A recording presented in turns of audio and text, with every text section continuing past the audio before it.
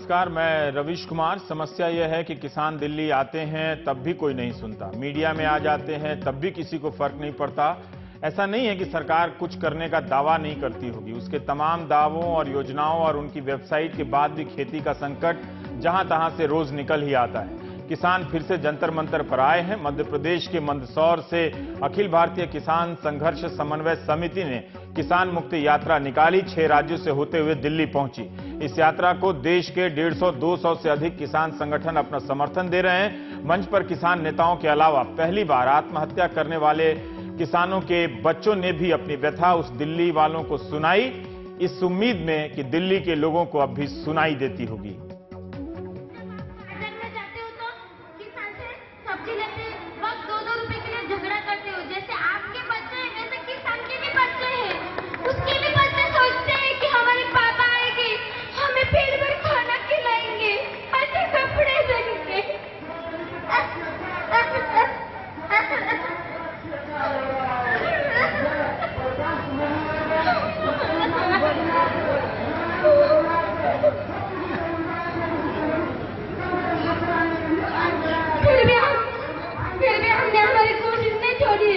हम उस मिट्टी से बने जिस मिट्टी में क्रांति ज्योतिबा फुले का जन्म हुआ है, जिस मिट्टी में छत्रपति शिवाजी महाराज की मां राजमाता ने जन्म लिया है, उस मिट्टी से हमने जन्म लिया है। मैं सरकार को यही विनती करूंगी कि आप किसान पर ध्यान दीजिए। जब किसान बचेगा तभी देश बचेगा, जब किसान खेती करेगा तभी पूरा हिंदुस्तान कर सकेगा। मैं जाते जाते एक ही कहूंगी कि फूल तो बहुत देखे लेकिन गुलाब जैसे नहीं, फूल तो बहुत देखे लेकिन गुलाब जैसे नहीं, भगवान तो बहुत देखे लेकिन राजू शेट्टी और योगेंद्र यादव जैसे नहीं, भगवान तो बहुत देखे लेकिन राजू शेट्टी और योगेंद्र यादव जैसे नहीं। धन्यवाद। धन्यवाद। अभी मराठवाड़े से एक लड़की आई हुई है कि जिनके पिताजी ने सुसाइड किया है। 1-2 मिनट बोलिए, 1-2 शब्द बोलिए। जय हरी। मेरा नाम आरती अंदाज चौहान। मैं महाराष्ट्र के मराठवाड़ा से औरंगाबाद जिला से आई हूँ। मेरे पिताजी ने कुछ साल पहले आत्महत्या की और एक रिश्तेदार ने मुझे यहाँ आश्रम में डाला। जब से मैं यहाँ आश्रम में आई हूँ, ये आश्रम में घर जैसा हुआ। मैं राजू शेट्टी जैसे इतना ही कहूँगी, वो किसानों पर ध्यान दे, उनके बच्चे पर ध्यान दे। मैं एक लड़की होके भी यहाँ आश्रम में पढ़ती हूँ। मेरे जैसी कई लड़कियाँ अनाथ न हो, इसलिए मैं आपसे कहती हूँ कि कभी आत्महत्या न करे। आत्महत्या यह पर्याय नहीं, तुम आत्महत्या करके चले जाते हो लेकिन हमारे जैसे बच्चे रास्ते पर आते हैं। मैं सरकार से कहूँगी कि आत्महत्या कोई किसान न करे, आत्महत्या कोई किसान न करे, वो आत्महत्या को किसान न करे। और सरकार कहती है कि बेटी पढ़ाओ बेटी बचाओ, लेकिन मैं कहती हूँ किसान बचाओ देश बचाओ। और किसान नहीं रहा तो तुम लोग क्या खाओगे क्या पियोगे, इसलिए किसान बचाना जरूरी है। जंतर मंतर पर चल रहे किसान मुक्ति संसद में 2 ही मांगे हैं। किसानों को फसल का पूरा दाम मिले और किसानों को पूर्ण रूप से कर्ज मुक्त किया जाए। एनडीए के उपराष्ट्रपति के उम्मीदवार वेंकैया नायडू का बयान आपको याद होगा कि किसानों के कर्ज माफी की मांग करना आजकल फैशन हो गया है। खेती से लगभग 48% लोग जुड़े हैं, जिनमें से 22.5% लोग गरीबी रेखा से नीचे हैं। यह केंद्रीय कृषि मंत्री का बयान है। आपको लगता है कि किसानों के पास फैशन के लिए वक्त और पैसा बचा है तो वेंकैया नायडू से जाकर पूछिए कहां बचा है।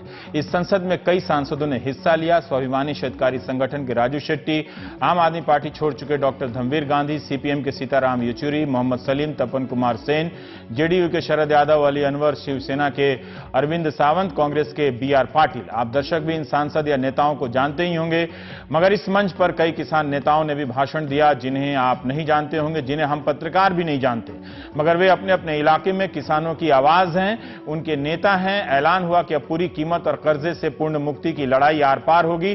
किसान दाम मांग रहे हैं। बीजेपी ने वादा किया कि लागत में 50% जोड़कर मुनाफा तय किया जाएगा। आज तक इस वादे के इंतजार में किसान हैं।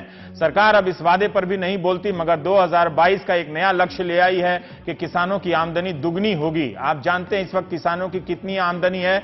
6,446 रुपए।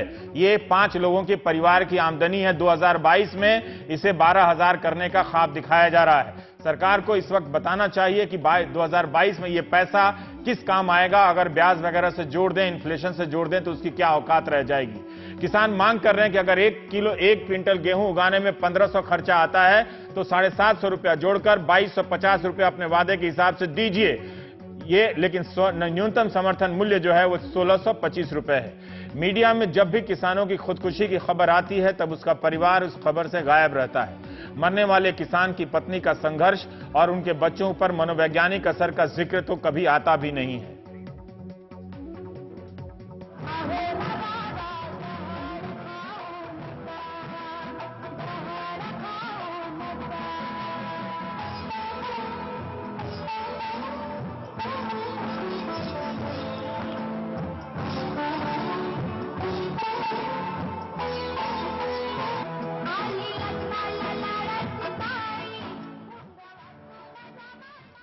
महाराष्ट्र से चलकर जंतर मंतर पर इन बच्चों का आना हम सब की नाकामी है। मैं जानता हूं अब हम सब अपनी हर तरह की नाकामी से सामान्य हो चुके हैं, फर्क नहीं पड़ता। मगर ये बच्चे एक और बार प्रयास कर रहे हैं कि झूठे आंसू रोने वाली सरकारें अगर कुछ करती हैं तो उनका असर कहां है? क्या उस व्यवस्था को शर्म आ रही है जिसने सिर्फ इन बच्चों को आश्वासन दिया, मुआवजा दिया, मगर किसानों की समस्या का समाधान नहीं किया?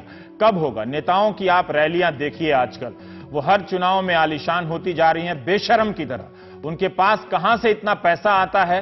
क्या आप वाकई मानते हैं कि वो व्हाइट मनी का पैसा रैलियों में उड़ा रहे हैं? जिस देश की राजनीति जहां छक कर नोट उड़ाती हो रैलियों में, उस देश की राजनीति क्यों नहीं इन सवालों का समाधान कर देती है? आखिर नेताओं के ऐश और झूठे आंसू कभी कम नहीं होते? क्या आपने कभी नेता को ट्रेन से चलकर चुनाव प्रचार पर जाते देखा? तो फिर ये किसान कैसे मर रहे हैं? उनके बच्चे क्यों अनाथ हो रहे हैं? हम किसानों के बच्चों को न्याय देना चाहिए, क्योंकि किसान हर दिन 4 से 5 किसान आत्महत्या कर रहे हैं और ऐसा ही किसानों के खुदकुशी का सिलसिला चलता रहेगा। तो वो दिन दूर नहीं जिस दिन एक भी किसान जिंदा नहीं रहेगा, और किसान नहीं जिंदा रहेगा तो हम खाएंगे क्या? और इसलिए सरकार को निवेदन करूंगा कि आप आश्वासन ना दे। हम सब बच्चे आज भी 4-4 किलोमीटर पैदल स्कूल जाते हैं, सरकार सिर्फ आश्वासन देती है। हमारा आश्रम ऐसा है क्या उसमें पूरे मिनिस्टर आके गए, सिर्फ आश्वासन दिया मैं ऐसा ऐसा करूंगा, लेकिन हमें अभी तक कुछ भी नहीं मिला। 9 बरस से हम बच्चे पैदल स्कूल में जाते हैं, लेकिन हम लोग डरे नहीं है, क्योंकि हमारे महाराष्ट्र में जन्म लिया है छत्रपति शिवाजी महाराज ने, और हम सभी के बच्चों को लेकर उन्होंने हिंदवी स्वराज्य स्थापन किया था। इसलिए हम सब बच्चे इस मोर्चे में शामिल हुए हैं। जब तक किसानों को न्याय नहीं मिलेगा, हम बच्चों को न्याय नहीं मिलेगा, तब तक हम बच्चे लड़ते रहेंगे। और आप भी एक संदेश ये भी पहुंचाना चाह रहे हैं कि किसान जो है वो आत्महत्या ना करे। किसानों ने आत्महत्या नहीं करनी चाहिए, क्योंकि किसान आत्महत्या करके चले जाते हैं, लेकिन हम सभी के बच्चे अनाथ हो जाते हैं। किसान आत्महत्या करके चले जाते हैं, लेकिन उसमें हमारा क्या दोष है? उसमें हमें क्यों शिक्षा मिलती है? हम इन परिवारों की कहानी नहीं जानते हैं। हमारी संवेदनशीलता बेचारी हो चुकी है। वो किस के लिए रोए और कहां रोए। कभी गटर में मर जाने वाले अनाम मजदूरों के लिए रोने का रोए तो कभी उस शहीद के लिए भी रोना पड़ता है, उससे कभी देश के हालात के लिए भी। इस बार जंतर मंतर पर किसानों की संसद में किसानों का मुल्क आया है। तमिलनाडु वाले किसान फिर से लौट आए हैं। 16 जुलाई को जब ये किसान प्रधानमंत्री से मिलने गए तो गिरफ्तार कर लिए गए। इनका कहना है कि तमिलनाडु के मुख्यमंत्री ने इनसे चीटिंग की, झूठा आश्वासन दिया। 16 जुलाई को ये नरमुंड लेकर बैठ गए। किसानों का कहना है कि ये खोपड़ी उन किसानों की है जिन्होंने आत्महत्या की। मार्च महीने में भी इन्होंने तरह तरह से प्रदर्शन किया ताकि दिल्ली में असर पैदा हो, मगर दिल्ली को ना तो नरमुंड से फर्क पड़ता है न नरकंकाल से। दिल्ली की अंतरात्मा पर अब दिल्ली बैठ गई है। यहां के दरबार में नेता भाषण देकर भी प्यारा लगता है, झूठे आंसू रोता हुआ भी हैंडसम लगता है, जिस पर ताली बजती है। मगर किसानों की आत्महत्या आज तक नहीं रुकी, जारी है। जय जवान जय किसान का नारा यह किसानों को ठगने वाला सबसे कामयाब नारा है। एक जमाने में इसकी उपयोगिता थी, इस जमाने में इसके नाम पर लोग किसानों को अन्नदाता, जवान और वगैरह वगैरह कह के ठग जाते हैं। सब कहते हैं मगर उसकी समस्या का समाधान नहीं। योगेंद्र यादव हमारे साथ हैं। पिछले 2 साल में उन्होंने 2 बार भारत के बड़े हिस्से में पदयात्रा की है, एक बार सूखा के संदर्भ में और इस बार मंदसौर के बाद किसान आंदोलन के संदर्भ में। योगेंद्र जी, जो हम नहीं देख पाए और जो हम नहीं जान पाए, हम ये जानना चाहते हैं कि इन यात्राओं के दौरान जो विज्ञापन में किसान दिखता है और जो हकीकत में किसान दिखता है, उस स्थिति में क्या अंतर है और क्या कुछ आप बता सकते हैं जिससे हम एक अंदाजा हो कि भारत का किसान इस हालात में जी रहा है जिसे हम देखना नहीं चाहते हैं। जमीन आसमान का अंतर है रवीश भाई। आपने सब बात बताई, आपने आंकड़े बताए। सरकार का आंकड़ा कहता है कि किसान को एक महीने में कोई 6,500 इनकम है, मगर उसमें भी एक पेच है। इस 6,500 में से खेती से उसे सिर्फ 3,080 रुपए मिल रहा है, बाकी उसको पशुपालन से आता है, मजदूरी दिहाड़ी इन सब चीजों से आता है। अब आप बताइए, वो खेती जो महीने में 5 लोगों के परिवार को 3,000 रुपए सिर्फ देती है, कैसे किसान बचेगा? इन बच्चों को जिनकी बात आपने बताई, ये हमें इस यात्रा के दौरान नासिक में मिले। किसान देश में आत्महत्या कर रहा है, हम अखबार में पढ़ते हैं 3 लाख किसानों ने आत्महत्या की।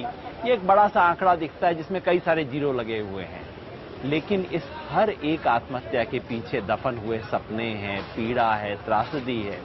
ये इन बच्चों की बात से आया। इन बच्चों ने जब अपनी बात रखी, ये एक आश्रम है नासिक के करीब, उस आश्रम में कोई 300 बच्चे रहते हैं, सब वही बच्चे हैं किसानों की आत्महत्या के बाद जो बच्चे बच गए, वो बच्चे हैं। और उन बच्चों की बात से उसकी पीड़ा कहीं अंदर तक समझ आई और हमें लगा कि देश को समझना चाहिए।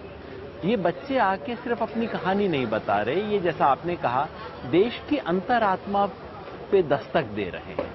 और अगर इससे भी हमारी अंतरात्मा नहीं जागती तो पता नहीं कैसे जागेगी। आज किसान बिल्कुल एक अंतिम स्थिति पर पहुंच गया है। 2 साल सूखा रहा, किसान ने कहा चलो क्या कर सकते हैं, ऊपर वाले ने बारिश नहीं की, उसने मन महसूस लिया, ठीक है, अपने आप को दिलासा दे लिया। उसके बाद तीसरे साल फसल अच्छी हुई, पानी बरसा, उसने योजनाएं बनाई कि चलो पिताजी का जो ऑपरेशन टाल रहा था वो करवा दूंगा, लड़के ने मोटरसाइकिल मांगा था, घर में कोई शादी करवानी थी। और फिर जब वो किसान लेके गया तो एक फसल की बात नहीं कर रहा रवीश, हर फसल में इस साल हर फसल का दाम एकदम गिर गया। और किसान को जाके पता लगा कि उसको तो कुछ, वो तो अपना जो खर्चा कर रहा है वो खर्चा भी नहीं निकाल सकता। परसों हम उत्तर प्रदेश में थे, आलू के किसानों से बात कर रहे थे। आलू के किसान को कोल्ड स्टोर्स में जो आलू को बचाने के लिए जो पैसा देना है, उतना पैसा उसको नहीं मिल सकता बाजार में बेचने से। इतनी बुरी हालत है इस देश में किसान की। पता नहीं, मुझे लगता है रवीश हम एक ही देश में जीते हैं या कि 2 अलग देश हैं इस देश के अंदर। इस वक्त किसान एक ऐसी स्थिति में आ गया है जहां उसे समझ नहीं आता कि मैं क्या करूं। तरह तरह की बातें लोग करते हैं और इसमें केवल ये नहीं है कि ये कोई धंधा है, कोई व्यवसाय है जो बाई चांस फेल हो गया है। इस सारे की जड़ में हमारी नीति है। तो किसान की आज जो दुर्गत हो रही है उसके लिए मैं आप जिम्मेवार हैं। उसके लिए जिस सरकार को हम चुन के भेजते हैं वो जिम्मेवार है। सरकारी नीतियों ने आज किसान को वहां पहुंचाया है जहां वो पहुंचा है। इसलिए हम सबको सोचने की जरूरत है, इसलिए ये रैली, इसलिए ये यात्रा, इसलिए बच्चों की बात है। विपिन जी, मैं 1 जनवरी में कृषि मंत्री राधा मोहन सिंह का बयान देख रहा था और वो कहते हैं कि नहीं, किसान इस वक्त काफी स्थिति में ठीक है, दूध का उत्पादन काफी बढ़ गया है, फसलों का उत्पादन बढ़ गया है, फसल बीमा योजना हम ले आए हैं और इस तरह के वो आंकड़े देने लगते हैं और जिससे वो कहते हैं कि किसानों की स्थिति, खेती में कोई खास संकट नहीं है, हमारी जो योजनाएं हैं वो अब कामयाब होती दिखेंगी। यही बात सुप्रीम कोर्ट में सरकार की तरफ से कही गई है कि 1 साल के भीतर हमारी जो योजनाएं हैं वो अब कामयाब होती हुई दिखेंगी। आप कह रहे हैं कि इन्हीं नीतियों की वजह से इनकी ये हालत हो गई है। रवीश, एक तो मैं केवल इस सरकार को दोष नहीं देता। मेरा मानना है कि हमारे देश में पिछले 50 साल से जिस तरह की योजनाएं हो रही हैं, 50 के दशक को छोड़ के उसके बाद से सारी योजनाएं मूलतः किसान विरोधी हैं। लेकिन सरकार के ये जो दावे हैं, दिक्कत ये है कि 50 साल से हमारा कृषि नीति उत्पादन पे ध्यान देती है, उत्पादक पे ध्यान नहीं देती। हमारे कृषि मंत्रालय को सिर्फ इस चीज से मतलब होता है कि इस साल इतने लाख मीट्रिक टन हो गया, अगले साल उससे ज्यादा मीट्रिक टन हो गया। अरे भाई, मीट्रिक टन तो हो गया, आपका भंडार तो भर गया, लेकिन जिसने पैदा किया उसको कुछ मिला कि नहीं मिला, इस साल यही ट्रेजेडी हुई है। उत्पादन बढ़ा है, इसमें कोई शक नहीं है, लेकिन उत्पादक की हालत गिर गई है, उत्पादक को कुछ नहीं मिला। दूध के दाम एक्चुअली गिरे हैं इस देश के अंदर। और ये जो सरकार नई नई योजनाएं लाती है, इसकी हकीकत आप पूछिए, किसान से पूछिए। एक बहुत बहुचर्चित योजना है प्रधानमंत्री फसल बीमा योजना, जिससे सरकार कह रही है कि अब सब प्रॉब्लम सुलझ गई हैं। उसकी हकीकत ये है रवीश कि ये ऐसा बीमा है, दुनिया का एकमात्र बीमा है जिसमें बीमा करने वाले को पता भी नहीं होता कि उसका बीमा हो गया है। जब उसको नुकसान हो जाता है तो उसको ये नहीं पता कि उसको उसका फायदा वो उसके लिए क्लेम कर सकता है, और क्लेम करता है तो उसे कुछ नहीं मिलता। सरकार के अपने आंकड़े कह रहे हैं कि अब तक केवल 12% किसान जिन्होंने क्लेम किया उनको पैसा मिला है। सरकार की सबसे बहुचर्चित स्कीम है जिसमें केवल 25% किसान कवर हुए, और जो कवर हुए वो जबरदस्ती से कवर हुए, और जब उनको नुकसान हुआ उनमें से 1% को भी क्लेम नहीं मिला। जी, इसमें 28 मार्च 2017 को पुरुषोत्तम रूपाला हैं कृषि राज्य मंत्री, उन्होंने बताया कि 2016 में खरीफ के लिए यानी जब धान वगैरह की जब खेती हुई उस वक्त तो 9,000 करोड़ का प्रीमियम बीमा कंपनियों को मिला, जिसमें से सरकार ने 7,438 करोड़ बीमा के रूप में उनको दे दिया पैसा, और टोटल क्लेम आया किसानों की तरफ से 2,725 करोड़ का। लेकिन उनको अभी तक पैसा नहीं मिला, 639 करोड़ रुपया ही पे किया गया है। अब मैं जो कह रहा था कि 7,438 करोड़ रुपया बीमा कंपनियों को सरकार ने दिया, क्लेम आया 2,725 करोड़ का। अगर पूरा का पूरा पैसा बीमा कंपनियां चुका भी देती तो भी बीमा कंपनियों को 6,357 करोड़ का लाभ हो गया एक सीजन में, जिस सीजन में खेती करके किसान मरने की हालत पर पहुंच गए। तो वो बीमा कंपनियों का मुनाफा तो हो गया, लेकिन बीमा कंपनियों के कवर में किसान नहीं समझ सके। लेकिन मैं आपसे जानना चाहता हूं, आप 2 बार घूमकर आए हैं, ये किसानों की जो राजनीतिक स्थिति है, चेतना है, वो सब दल को समझते हैं, सब सरकारों को समझते हैं। अपने बीच के लोगों को लाखों की संख्या में और हजारों की संख्या में साल में आत्महत्या करते देखते हैं। क्या उनके भीतर नेतृत्व की कोई समस्या है? क्या उनके भीतर किसी प्रकार की लाचारी है कि आबादी का इतना बड़ा प्रतिशत होकर भी वो कोई मुकम्मल या अंजाम तक ले जाने के लिए दबाव नहीं बना पाते? वो दबाव इसलिए नहीं बना पाते क्योंकि देश का किसान आंदोलन बिखरा हुआ है। वो बिखरा हुआ है अलग अलग क्षेत्र के हिसाब से। तमिलनाडु के किसान को कोई पता भी नहीं कि पंजाब में क्या हो रहा है। हरियाणा, पंजाब, उत्तर प्रदेश में अधिकांश लोगों को पता नहीं होगा कि तमिलनाडु में पिछले 140 साल का सबसे बड़ा सूखा इस वक्त पड़ रहा है। तो एक तो अलग अलग क्षेत्र में बटा हुआ है। दूसरी, हमारा किसान, मंझौला किसान, बड़ा किसान, छोटा किसान, इस सब में बटा हुआ है। किसान आंदोलन आज तक तो जो खेत मजदूर था उसको किसान मानता ही नहीं था, उसके साथ जुड़ने के उनमें आपस में संघर्ष चलता रहता था, उसमें बटा हुआ है। और जाति में बटा हुआ है, और आजकल तो हिंदू मुसलमान में बांटने की कोशिश हो रही है। तो किसान आंदोलन पूरा बटा हुआ है। और उस लिहाज से जो किसान मुक्ति यात्रा में जो प्रयोग हो रहा है, जो आपने बताया अखिल भारतीय किसान संघर्ष समन्वय समिति, ये बहुत समय बाद एक बहुत बड़ा प्रयोग है जिसमें कोई 150 से ज्यादा 162 संगठन हमने गिने थे जिन्होंने इसको समर्थन दिया है। और ये संगठन खुल के कह रहा है कि हम केवल भूस्वामी किसानों का आंदोलन नहीं है, हमारे लिए खेतीहर मजदूर भी किसान है, बटाईदार भी किसान है, सबको जोड़ने की कोशिश कर रहा है। और इस संगठन में तमिलनाडु, पंजाब, बंगाल, गुजरात, सब तरह के किसानों को जोड़ा जा रहा है। किसानों की एकता ना होना किसानों की सबसे बड़ा संकट रहा है, और उसको बदलने के लिए आज प्रयास हो रहा है। और वो बदलते वक्त एक जो बड़ी बात हुई है कि इस देश के किसानों ने अलग अलग मांग करने की बजाय, अब तक ये संकट रहता था, कोई किसान कहीं कोई मांग कर रहा है, दूसरा आंदोलन बिल्कुल दूसरी मांग कर रहा है। आज पूरे देश के किसान आंदोलन 2 मांग पे सहमत हो गए, दोनों मांग जुड़ी हुई है। पहला ये कि किसानों को अपनी फसल का पूरा भाव मिले। पूरा का मतलब क्या? वो जो कि सरकार के अपने आयोग, स्वामीनाथन आयोग ने कहा, पूरा वो जो कि प्रधानमंत्री नरेंद्र मोदी ने स्वयं वायदा किया, बीजेपी ने लिख के वायदा किया। किसान केवल वो मांग रहे हैं और कुछ नहीं मांग रहे। और दूसरी मांग ये कि किसानों को ऋण से मुक्त किया जाए। एक बार दोनों जुड़ी हुई है। खाली लोन माफ करने से किसान की समस्या नहीं सुलझेगी क्योंकि उसकी आमदनी नहीं है। जिसकी आमदनी नहीं होगी उसको तो हर 6 महीने में लोन चाहिए। लेकिन खाली उसकी फसल का दाम बढ़ाने से काम नहीं चलेगा, क्योंकि अगर उसकी थोड़ी सी आमदनी होगी सारी ऋण के अंदर चली जाएगी। दोनों एक साथ करने की जरूरत है अगर किसान को इस देश में बचाना है तो। योगेंद्र जी, मैं एक बात जानना चाहता हूं कि आप कई शहरों में गए, ठीक है, क्या आपको लगता है कि किसानों की समस्या को लेकर किसानों के अलावा दूसरे तबकों में भी दिलचस्पी है खासकर? और एक और बात मैं जानना चाहता हूं कि साईनाथ ने एक टिप्पणी की है कि मीडिया भी ठीक से नहीं जानता, बात सिर्फ संवेदनशीलता की नहीं, उसके कौशल की भी है कि अब खेती के संकट को किस तरह से रिपोर्ट किया जाए। तो मैं इन दोनों बातों पर आपकी टिप्पणी चाहता हूं। रवीश, साईनाथ से बेहतर कौन इस बात को देश में बता सकता है। मैं आपको एक छोटे से उदाहरण से बताता हूं। आपने जिक्र किया हमारी पदयात्रा का। पिछले साल हम मराठवाड़ा से बुंदेलखंड पदयात्रा कर रहे थे, क्योंकि बहुत भारी सूखा था और हमें डर लग रहा था कि कहीं अकाल की स्थिति ना हो जाए। पशुओं का तो अकाल आ चुका था। पैदल यात्रा कर रहे थे मई के महीने में 44 डिग्री में। किसी को मीडिया में रत्ती भर इंटरेस्ट नहीं था। स्थानीय मीडिया ने 2-4 खबर छाप दी, कहीं खबर नहीं बनी। इस देश में इतना बड़ा सूखा है और हम कह रहे थे हमारी यात्रा की खबर नहीं दो भाई। मैं तो बार बार कहता था सूखा है इस देश में, खबर दे दो। फिर क्या हुआ, अचानक हाईकोर्ट में एक पिटीशन आ गया कि सूखा है इसलिए आप आईपीएल का मैच रोक दो। आईपीएल का मैच रुक गया, एक क्रिकेट का मैच रुक गया। अचानक हाहाकार मच गया, टीवी के अंदर खबरें आने लगी, सूखा है सूखा है सूखा है।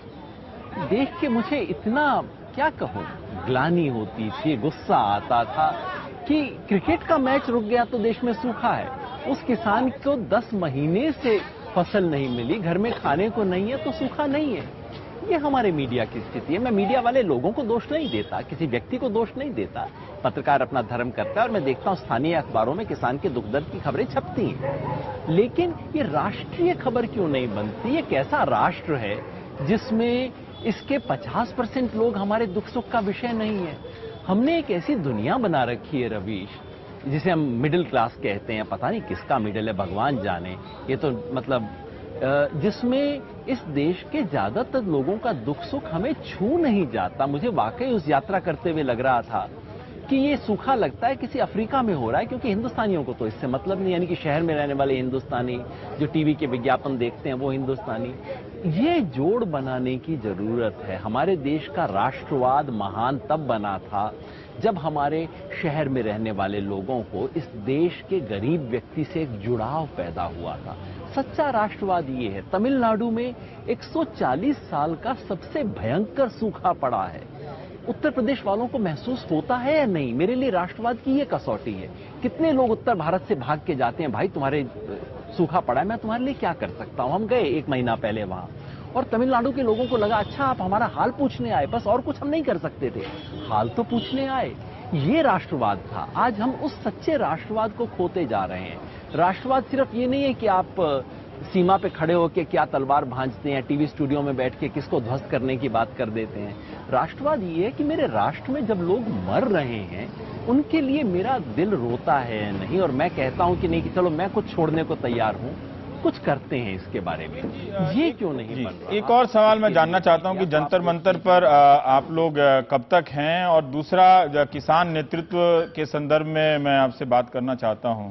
क्या अब इसमें आप किसी तरह का बदलाव देख रहे हैं, नई पीढ़ी देख रहे हैं जिनकी किसानों को लेकर जो चेतना है उस बात को लेकर सतर्क है कि राजनीतिक दल बहला फुसलाकर उन्हें लूट ना लें, गुमराह ना कर लें? बहुत महत्वपूर्ण बात आपने कही। मैं समझता हूं कि इस वक्त पूरा देश का किसान आंदोलन एक तीसरी पीढ़ी की तरफ जा रहा है और एक बहुत बड़ा बदलाव हो रहा है। मीडिया ने कुछ स्टोरी चला दी कि जीन्स वाले लोग हैं तो व्हाट्सएप वाले लोग हैं, सब बात सही है, मगर ज्यादा बड़ी बात यह है कि इस वक्त एक ऐसा नेतृत्व आ रहा है जिसका एक पांव गांव में है, गांव का दर्द समझता है, लेकिन शहर की तकनीक समझता है, जो मीडिया को थोड़ा सा बेहतर समझता है, जो फाइलें पढ़ सकता है, जो आरटीआई कर सकता है। नहीं तो किसान की बात तो कभी आएगी नहीं जब तक ये चीजें आप नहीं करोगे। मुझे उस नेतृत्व से बहुत उम्मीद है। इस पूरे आंदोलन में श्रेय तो बड़े लोग लूट गए और टीवी मेरे जैसे कुछ लोगों पे आ जाता है कई बार, लेकिन सच बात यह कि आंदोलन चलाया उन गुमनाम छोटे नेताओं ने, उन युवाओं ने, इस नई पीढ़ी ने। इस नई पीढ़ी में एक तो जैसा मैंने कहा, इसको बेहतर समझ है कागज की, आरटीआई की, कागजी लड़ाई और कानूनी लड़ाई की। दूसरा, ये जो पुराने वैचारिक द्वंद्व हुआ करते थे कि बड़ा किसान बनाम छोटा किसान, इसकी लड़ाई सबसे महत्वपूर्ण करवानी है, उन सब से मुक्त होकर आज पूरे कृषि क्षेत्र को एक जोड़ के देखना और उसका संघर्ष करने की समझ इसके अंदर बनी है। और उसके चलते औरत भी किसान है, दलित भी किसान है, आदिवासी किसान है, उसकी समझ बनी। आज जो दिल्ली में रैली हुई, मेरे लिए सबसे खूबसूरत बात उसकी यही थी, उसमें औरतें थी, किसान के रूप में थी, उसमें आदिवासी था, किसान के रूप में था, दलित से हम जुड़े, दलित आंदोलन, भूमि अधिकार आंदोलन से हम मेहसाणा में जुड़े। ये मेरे विचार से आज देश में आने वाले जो किसान आंदोलन है उसके भविष्य की झलकी देता है, और वो शायद किसान आंदोलन को उस पुराने तरह की जड़ता से बाहर निकाले जिसके चलते किसान इस देश के अंदर कुछ बड़ा नहीं कर पाया। बहुत बहुत शुक्रिया योगेंद्र जी बातचीत करने के लिए, और अलग अलग इलाकों से किसानों के जो राजनीतिक नेतृत्व उनके भीतर बन रहा है उसकी झलक पेश करने के लिए। ब्रेक के बाद हम मंदसौर घटना से संबंधित एक और रिपोर्ट देखेंगे जिस पर आज मध्य प्रदेश में मंगलवार के दिन चर्चा हुई है।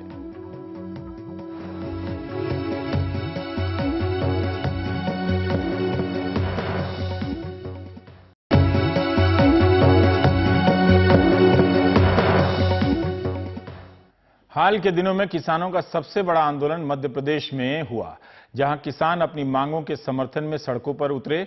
इस दौरान हिंसा और आगजनी भी हुई, सबसे ज्यादा मंदसौर जिले में, जिसमें 6 किसान मारे गए, कई घायल भी हुए और 100 से ज्यादा पुलिस वाले भी घायल हुए। मध्य प्रदेश सरकार का कहना है कि मंदसौर में हिंसा के पीछे अफीम तस्करों का हाथ था। सरकार ने यह भी माना कि हिंसा रोकने के लिए फायरिंग करनी पड़ी, जिसमें किसानों की मौत हुई। विपक्ष ने एक बार फिर इस मुद्दे पर मुख्यमंत्री शिवराज सिंह चौहान का इस्तीफा मांगा है।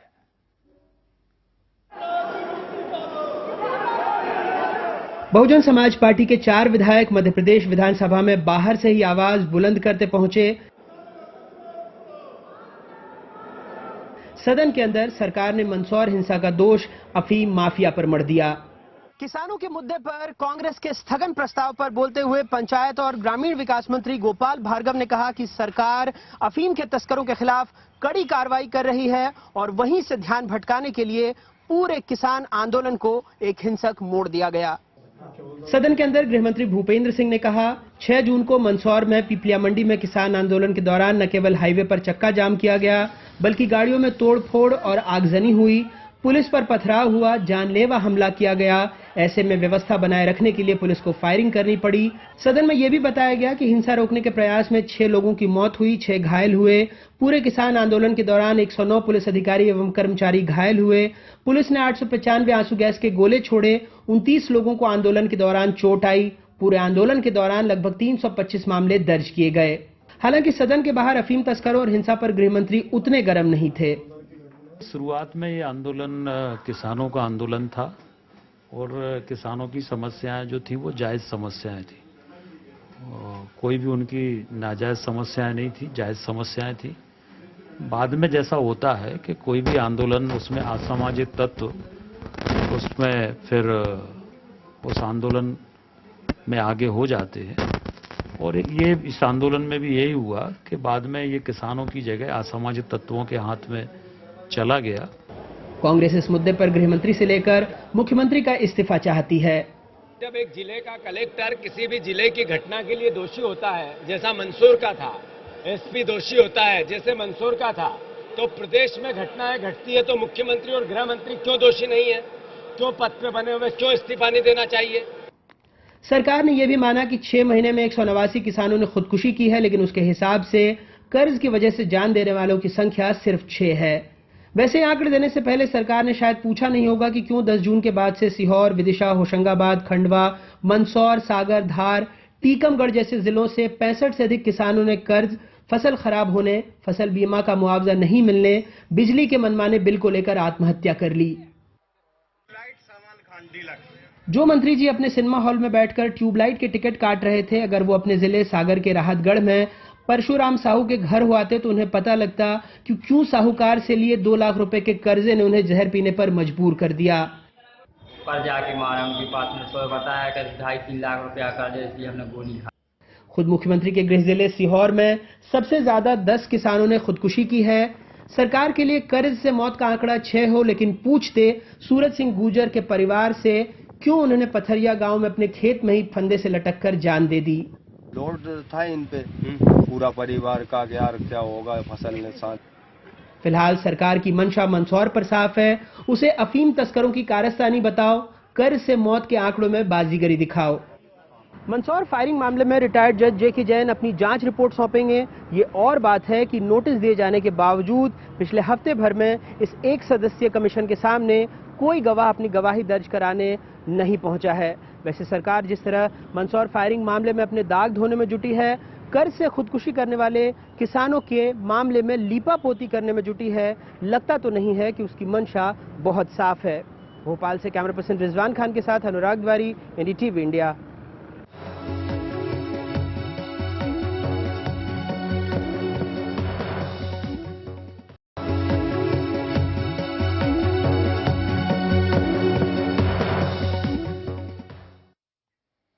बीएसपी अध्यक्ष मायावती ने राज्यसभा से अपना इस्तीफा दे दिया। वो इस बात से नाराज हो गईं कि दलितों के मुद्दे पर बोलने नहीं दिया गया। उन्होंने कहा कि अगर उन्हें दलितों का मसला भी उठाने नहीं दिया जाएगा तो राज्यसभा में रहने का कोई औचित्य नहीं। सियासी पंडित इस्तीफे के पीछे कुछ और भी देख रहे हैं। उन्हें लगता है कि मायावती के दलित वोटों में एक और बीजेपी सेंध लगा रही है, दूसरी ओर पश्चिम उत्तर प्रदेश में चंद्रशेखर नाम का एक नया दलित नेता खड़ा हो रहा है। ऐसे में अपने खिसकते जनाधार को रोकने के लिए मायावती ने यह बड़ा दांव खेला है। कमाल खान की रिपोर्ट।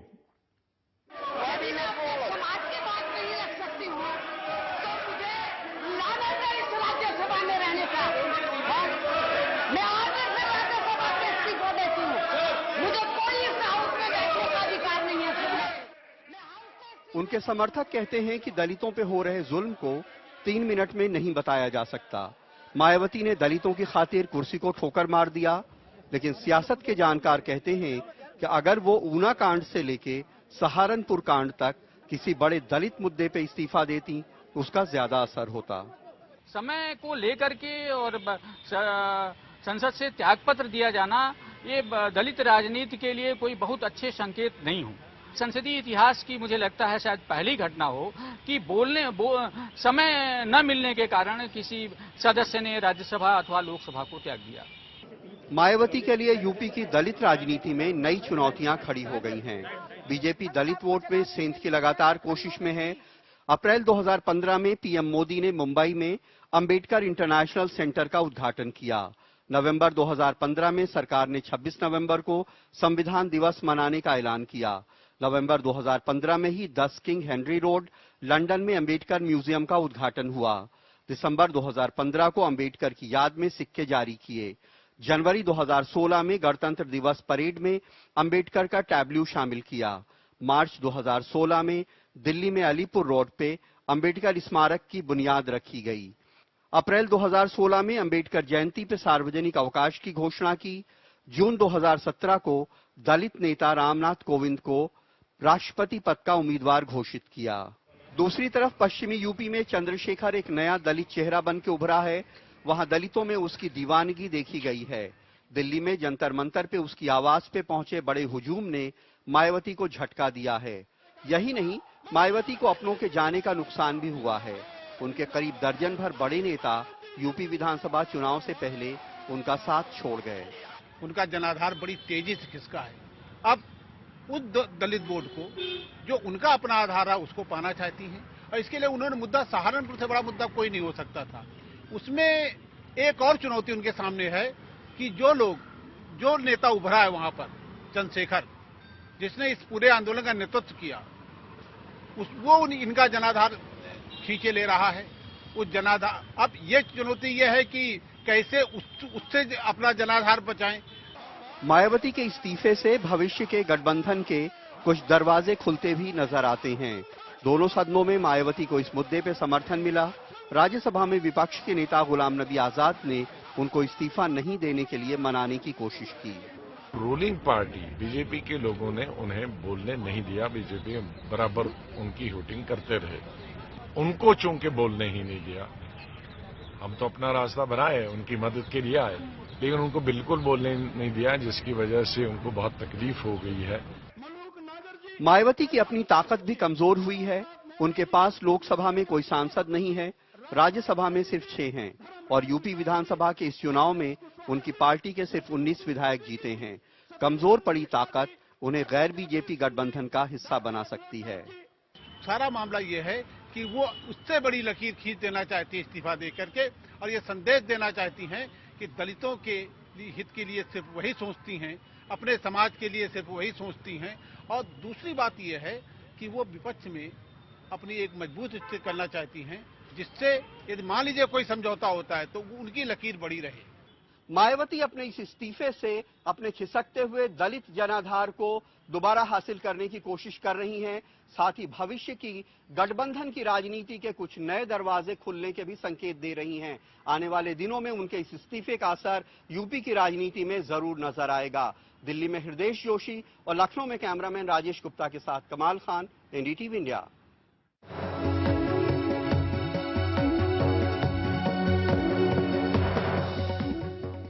दीजिए ये, लेकिन न्यूनतम समर्थन मूल्य जो है वो 1625 रुपए है। मीडिया में जब भी किसानों की खुदकुशी की खबर आती है तब उसका परिवार उस खबर से गायब रहता है। मरने वाले किसान की पत्नी का संघर्ष और उनके बच्चों पर मनोवैज्ञानिक असर का जिक्र तो कभी आता भी नहीं है।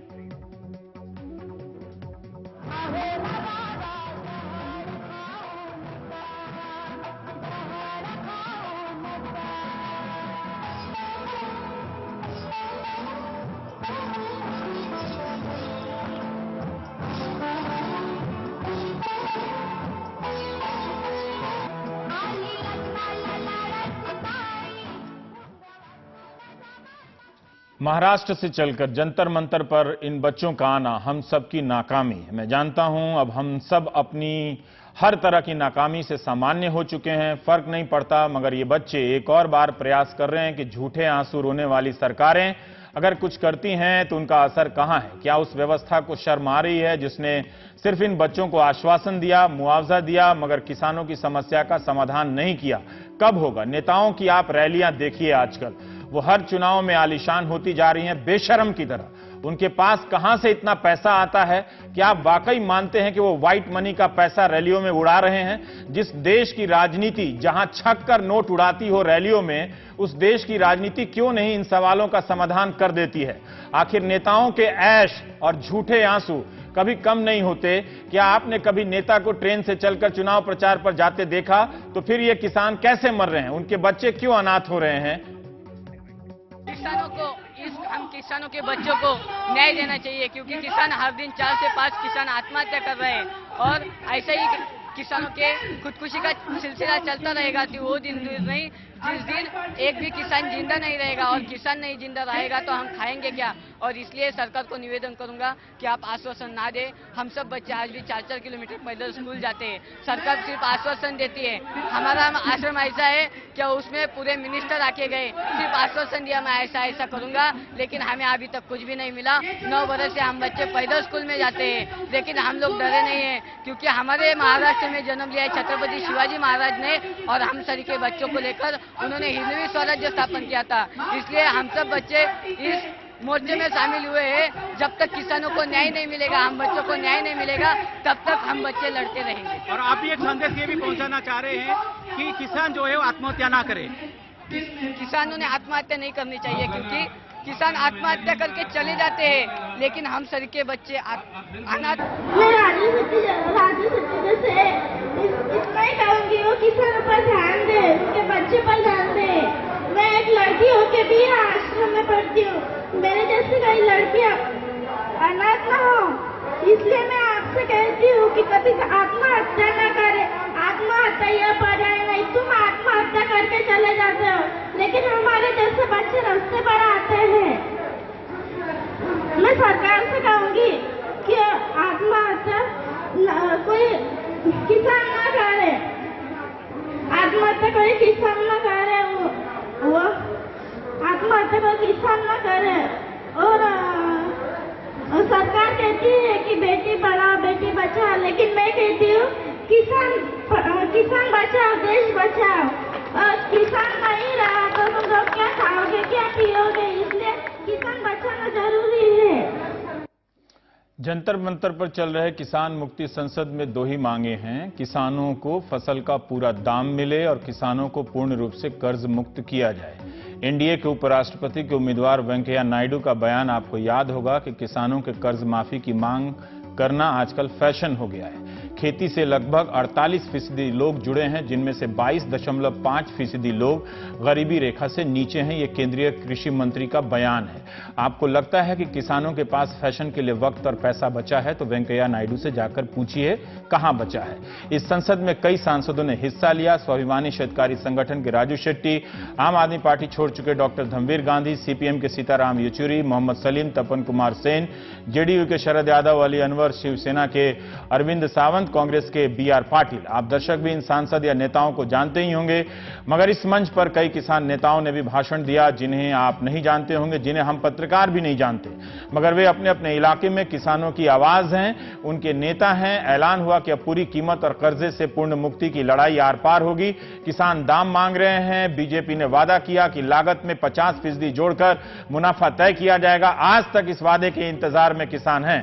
सरकार अब इस वादे पर भी नहीं बोलती, मगर 2022 का एक नया लक्ष्य ले आई है कि किसानों की आमदनी दुगनी होगी। आप जानते हैं इस वक्त किसानों की कितनी आमदनी है? 6,446 रुपए। ये 5 लोगों के परिवार की आमदनी है। 2022 में इसे 12,000 करने का ख्वाब दिखाया जा रहा है। सरकार को इस वक्त बताना चाहिए कि 2022 में ये पैसा किस काम आएगा। अगर ब्याज वगैरह से जोड़ दें, इन्फ्लेशन से जोड़ दें, तो उसकी क्या औकात रह जाएगी। किसान मांग कर रहे हैं कि अगर 1 क्विंटल गेहूं उगाने में 1500 खर्चा आता है तो 750 रुपया जोड़कर 2250 रुपया अपने वादे के हिसाब से हो जाते हैं। किसान आत्महत्या करके चले जाते हैं, लेकिन उसमें हमारा क्या दोष है? उसमें हमें क्यों शिक्षा मिलती है? हम इन परिवारों की कहानी नहीं जानते हैं। हमारी संवेदनशीलता बेचारी हो चुकी है। वो किस के लिए रोए और कहां रोए। कभी गटर में मर जाने वाले अनाम मजदूरों के लिए रोए तो कभी उस शहीद के लिए भी रोना पड़ता है, उससे कभी देश के हालात के लिए भी। इस बार जंतर मंतर पर किसानों की संसद में किसानों का मुल्क आया है। तमिलनाडु वाले किसान फिर से लौट आए हैं। 16 जुलाई को जब ये किसान प्रधानमंत्री से मिलने गए तो गिरफ्तार कर लिए गए। इनका कहना है कि तमिलनाडु के मुख्यमंत्री ने इनसे चीटिंग की, झूठा आश्वासन दिया। 16 जुलाई को ये नरमुंड लेकर बैठ गए। किसानों का कहना है कि ये खोपड़ी उन किसानों की है जिन्होंने आत्महत्या की। मार्च महीने में भी इन्होंने तरह तरह से प्रदर्शन किया ताकि दिल्ली में असर पैदा हो, मगर दिल्ली को ना तो नरमुंड से फर्क पड़ता है न नरकंकाल से। दिल्ली की अंतरात्मा पर अब दिल्ली बैठ गई है। यहाँ के दरबार में नेता भाषण देकर भी प्यारा लगता है, झूठे आंसू रोता हुआ भी हैंडसम लगता है जिस पर ताली बजती है। मगर किसानों की आत्महत्या आज तक नहीं रुकी, जारी है। जय जवान जय किसान का नारा ये किसानों को ठगने वाला सबसे कामयाब नारा है। एक जमाने में इसकी उपयोगिता थी, इस जमाने में इसके नाम पर लोग किसानों को अन्नदाता, जवान और वगैरह वगैरह कह के ठग जाते हैं। सब कहते हैं मगर उसकी समस्या का समाधान नहीं। योगेंद्र यादव हमारे साथ हैं। पिछले 2 साल में उन्होंने 2 बार भारत के बड़े हिस्से में पदयात्रा की है। एक बार सूखा के संदर्भ में और इस बार मंदसौर के बाद किसान आंदोलन के संदर्भ में। योगेंद्र जी, जो हम नहीं देख पाए और जो हम नहीं जान पाए, हम ये जानना चाहते हैं कि इन यात्राओं के दौरान जो विज्ञापन में किसान दिखता है और जो हकीकत में किसान दिखता है, उस स्थिति में क्या अंतर है और क्या कुछ आप बता सकते हैं जिससे हम एक अंदाजा हो कि भारत का किसान इस हालात में जी रहा है जिसे हम देखना नहीं चाहते। जमीन आसमान का अंतर है रवीश भाई। आपने सब बात बताई, आपने आंकड़े बताए। सरकार का आंकड़ा कहता है कि किसान को 1 महीने में कोई 6,500 इनकम है, मगर उसमें भी एक पेच है। इस 6,500 में से खेती से उसे सिर्फ 3,080 रुपए मिल रहा है। बाकी उसको पशुपालन से आता है, मजदूरी दिहाड़ी इन सब चीजों से आता है। अब आप बताइए, वो खेती जो महीने में 5 लोगों के परिवार को 3,000 रुपए सिर्फ देती है, कैसे किसान बचेगा? इन बच्चों को जिनकी बात आपने बताई, ये हमें इस यात्रा के दौरान नासिक में मिले। किसान देश में आत्महत्या कर रहा है, हम अखबार में पढ़ते हैं 3 लाख किसानों ने आत्महत्या की। ये एक बड़ा सा आंकड़ा दिखता है जिसमें कई सारे जीरो लगे हुए हैं, लेकिन इस हर एक आत्महत्या के पीछे दफन हुए सपने हैं, पीड़ा है, त्रासदी है। ये इन बच्चों की बात से आया। इन बच्चों ने जब अपनी बात रखी, ये एक आश्रम है नासिक के करीब, उस आश्रम में कोई 300 बच्चे रहते हैं। सब वही बच्चे हैं किसानों की आत्महत्या के बाद जो बच्चे बच गए, वो बच्चे हैं। और उन बच्चों की बात से उसकी पीड़ा कहीं अंदर तक समझ आई और हमें लगा कि देश को समझना चाहिए। ये बच्चे आके सिर्फ अपनी कहानी नहीं बता रहे, ये जैसा आपने कहा देश की अंतरात्मा पे दस्तक दे रहे हैं। और अगर इससे भी हमारी अंतरात्मा नहीं जागती तो पता नहीं कैसे जागेगी। आज किसान बिल्कुल एक अंतिम स्थिति पर पहुंच गया है। 2 साल सूखा रहा, किसान ने कहा चलो क्या कर सकते हैं, ऊपर वाले ने बारिश नहीं की, उसने मन महसूस लिया, ठीक है, अपने आप को दिलासा दे लिया। उसके बाद तीसरे साल फसल अच्छी हुई, पानी बरसा, उसने योजनाएं बनाई कि चलो पिताजी का जो ऑपरेशन टाल रहा था वो करवा दूंगा, लड़के ने मोटरसाइकिल मांगा था, घर में कोई शादी करवानी थी। और फिर जब वो किसान लेके गया तो एक फसल की बात नहीं कर रहा रवीश, हर फसल में इस साल हर फसल का दाम एकदम गिर गया। और किसान को जाके पता लगा कि उसको तो वो तो अपना जो खर्चा कर रहा है वो खर्चा भी नहीं निकाल सकता। परसों हम उत्तर प्रदेश में थे, आलू के किसानों से बात कर रहे थे। आलू के किसान को कोल्ड स्टोर्स में जो आलू को बचाने के लिए जो पैसा देना है उतना पैसा उसको नहीं मिल सकता बाजार में बेचने से। इतनी बुरी हालत है इस देश में किसान की। पता नहीं, मुझे लगता है रवीश हम एक ही देश में जीते हैं या कि 2 अलग देश हैं इस देश के अंदर। इस वक्त किसान एक ऐसी स्थिति में आ गया है जहां उसे समझ नहीं आता कि मैं क्या करूं। तरह तरह की बातें लोग करते हैं और इसमें केवल ये नहीं है कि ये कोई धंधा है, कोई व्यवसाय है जो बाई चांस फेल हो गया है। इस सारे की जड़ में हमारी नीति है। तो किसान की आज जो दुर्गत हो रही है उसके लिए मैं आप जिम्मेवार हैं। उसके लिए जिस सरकार को हम चुन के भेजते हैं वो जिम्मेवार है। सरकारी नीतियों ने आज किसान को वहां पहुंचाया है जहां वो पहुंचा है। इसलिए हम सबको सोचने की जरूरत है, इसलिए ये रैली, इसलिए ये यात्रा, इसलिए बच्चों की बात। विपिन जी, मैं 1 जनवरी में कृषि मंत्री राधा मोहन सिंह का बयान देख रहा था और वो कहते हैं कि नहीं, किसान इस वक्त काफी स्थिति में ठीक है, दूध का उत्पादन काफी बढ़ गया है, फसलों का उत्पादन बढ़ गया है, फसल बीमा योजना हम ले आए हैं और इस तरह के वो आंकड़े देने लगते हैं। और जिससे वो कहते हैं कि किसानों की स्थिति, खेती में कोई खास संकट नहीं है, हमारी जो योजनाएं हैं वो अब कामयाब होती दिखेंगी। यही बात सुप्रीम कोर्ट में सरकार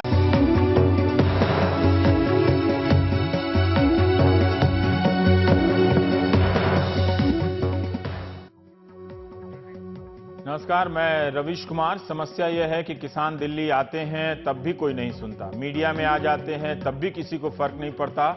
ऐसा नहीं है कि सरकार कुछ करने का दावा नहीं करती होगी, उसके तमाम दावों और योजनाओं और उनकी वेबसाइट के बाद भी खेती का संकट जहां तहां से रोज निकल ही आता है। किसान फिर से जंतर मंतर पर आए हैं। मध्य प्रदेश के मंदसौर से अखिल भारतीय किसान संघर्ष समन्वय समिति ने किसान मुक्ति यात्रा निकाली, 6 राज्यों से होते हुए दिल्ली पहुंची। इस यात्रा को देश के 150-200 से अधिक किसान संगठन अपना समर्थन दे रहे हैं। मंच पर किसान नेताओं के अलावा पहली बार आत्महत्या करने वाले किसानों के बच्चों ने भी अपनी व्यथा उस दिल्ली वालों को सुनाई, इस उम्मीद में कि दिल्ली के लोगों को अब भी सुनाई देती होगी।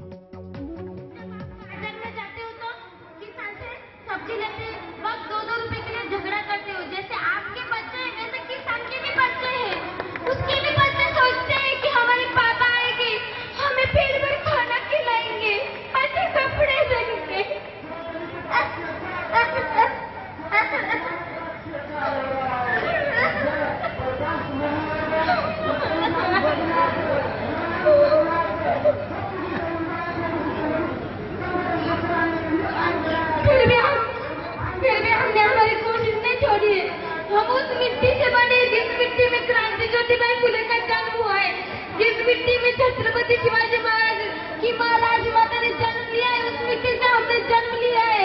मैं सरकार को यही विनती करूंगी कि आप किसान पर ध्यान दीजिए। जब किसान बचेगा तभी देश बचेगा, जब किसान खेती करेगा तभी पूरा हिंदुस्तान कर सकेगा। मैं जाते जाते एक ही कहूंगी कि फूल तो बहुत देखे लेकिन गुलाब जैसे नहीं, फूल तो बहुत देखे लेकिन गुलाब जैसे नहीं, भगवान तो बहुत देखे लेकिन राजू शेट्टी और योगेंद्र यादव जैसे नहीं, भगवान तो बहुत देखे लेकिन राजू शेट्टी और योगेंद्र यादव जैसे नहीं। धन्यवाद।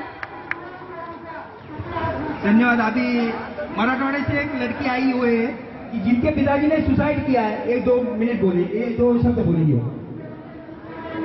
जय हरी, मेरा नाम आरती अंबर चौहान। मैं महाराष्ट्र के मराठवाड़ा से औरंगाबाद जिला से आई हूँ। मेरे पिताजी ने कुछ साल पहले आत्महत्या की और एक रिश्तेदार ने मुझे